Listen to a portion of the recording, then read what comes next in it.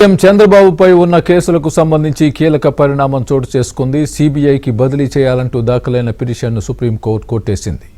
ఇది పూర్తి స్థాయిలో తప్పుడు పిటిషన్ అంటూ జస్టిస్ బేలా త్రివేది నేతృత్వంలోని ధర్మాసనం ఆగ్రహం వ్యక్తం చేసింది.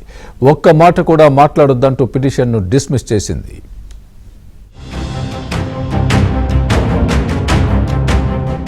తెలుగుదేశం అధినేత ప్రస్తుత సీఎం చంద్రబాబు ప్రతిపక్ష నేతగా ఉన్న సమయంలో 2019 నుంచి 2024 వరకు అప్పటి వైసీపీ ప్రభుత్వం నమోదు చేసిన మొత్తం 6 కేసుల వ్యవహారంలో కీలక పరిణామం చోటు చేసుకుంది. ఈ కేసులన్నింటినీ సీబీఐ విచారణకు ఇవ్వాలని వేసిన పిటిషన్ను సుప్రీంకోర్టు కొట్టివేసింది. ఇటువంటి పిటిషన్నే ఏపీ హైకోర్టులో వేసినప్పటికీ నేటి వరకు వాయిదాలు పడుతూ ఉన్నాయి. దీంతో సుప్రీంకోర్టుకు వెళ్లిన న్యాయవాది బాలయ్య పిటిషన్ను తిరస్కరించడమే కాకుండా సుప్రీంకోర్టు ధర్మాసనం కీలక వ్యాఖ్యలు చేయడంతో టీడీపీ వర్గాలు ఊపిరి పీల్చుకున్నాయి.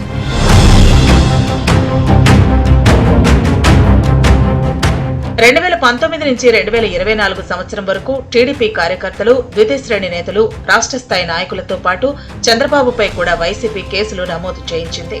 స్కిల్ డెవలప్మెంట్ కేసులో చంద్రబాబుని అరెస్టు చేయడమే కాకుండా 53 రోజుల పాటు జైల్లో ఉంచింది. అప్పట్లో ఏపీ టీడీపీ అధ్యక్షుడిగా ఉన్న అచ్చెన్నాయుడు, మాజీ మంత్రులు ధూళిపాళ్ల నరేంద్ర, కొల్లు రవీంద్ర, దేవినేని ఉమా ఇలా అనేక మంది నేతలపై కేసులు నమోదు చేయడమే కాకుండా అరెస్టు కూడా చేసింది. మరో మాజీ మంత్రి నారాయణ కూడా అప్పటి ప్రభుత్వం వెంటాడి వేధించింది. ఎన్నికలకు సంవత్సరం ముందు చంద్రబాబు స్కిల్ డెవలప్మెంట్ కేసుతో పాటు అనేక కేసులు నమోదు చేసింది.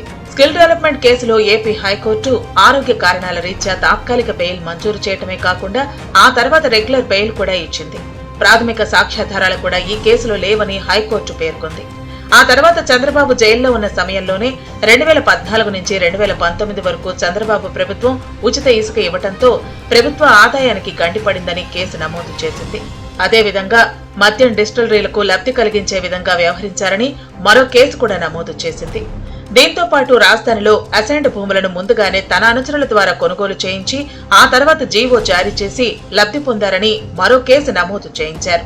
ఇన్నర్ రింగ్ రోడ్ అలైన్మెంట్ ను మార్చి తన అనుచరులకు లబ్ధి కలిగించే విధంగా వ్యవహరించారని ఇంకో కేసుతో పాటు ఏపీ ఫైబర్ నెట్ అంశంలో కూడా కేసు నమోదు చేశారు. ఈ కేసులన్నింటినీ సిఐడి, ఏసీబీ సంస్థలు నమోదు చేశాయి. అయితే ఈ కేసులన్నింటిలో కూడా అప్పట్లో హైకోర్టు బెయిల్ మంజూరు చేసింది. మరికొన్ని కేసుల్లో మళ్లీ అధికారంలోకి రాబోమనే ఉద్దేశంతోనే ఛార్జిషీట్లు దాఖలు చేసింది. అయితే సాంకేతిక కారణాలతో కొన్ని ఛార్జిషీట్లను కోర్టు తిరస్కరించింది.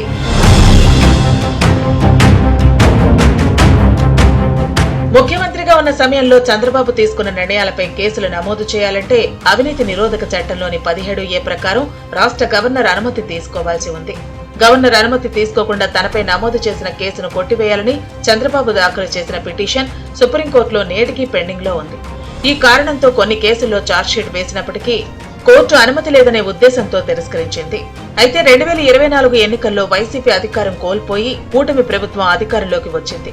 కూటమి ప్రభుత్వం అధికారంలోకి వచ్చిన వెంటనే వైసీపీ నేతలు ఈ కేసులన్నింటినీ సీబీఐకి విచారణకు అప్పగించాలని హైకోర్టులో పిటిషన్ వేయించారు. ఈ పిటిషన్లు హైకోర్టులో ప్రస్తుతం వాయిదాలు పడుతున్నాయి. దీంతో కడపకు చెందిన బాలయ్య అనే న్యాయవాది చంద్రబాబుపై నమోదైన కేసులన్నింటినీ సీబీఐ విచారణకు అప్పగించాలని సుప్రీంకోర్టులో పిటిషన్ వేశారు. ఈ పిటిషన్పై మంగళవారం జస్టిస్ బేలా త్రివేది ధర్మాసనం విచారణ చేపట్టి పిటిషనర్పై సీరియస్ అయింది.